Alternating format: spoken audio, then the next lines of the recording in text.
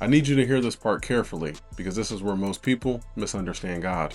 God's not silent because he doesn't care, and he's not slow because he's unaware. Some of you feel pressure right now, but not because you're failing, but because you're carrying more than you're used to.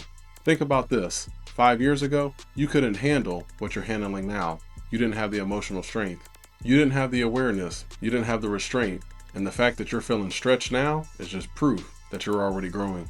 You're thinking deeper. You're seeing patterns that you used to miss. You're more aware of what cost you your peace. And awareness always comes with weight before it comes with clarity. And God, he doesn't rush people that he's shaping for longevity. If he gave it all to you early, it wouldn't be a blessing, it would expose you. So instead of speeding your life up, he slows it down so your character can handle what's about to come. Instead of instant relief, he builds endurance. Instead of a shortcut, he builds discernment. Instead of removing pressure immediately, he strengthens that person on the inside. Not interrupt it, not escape from it, but to finish it. Because unfinished growth creates fragile people.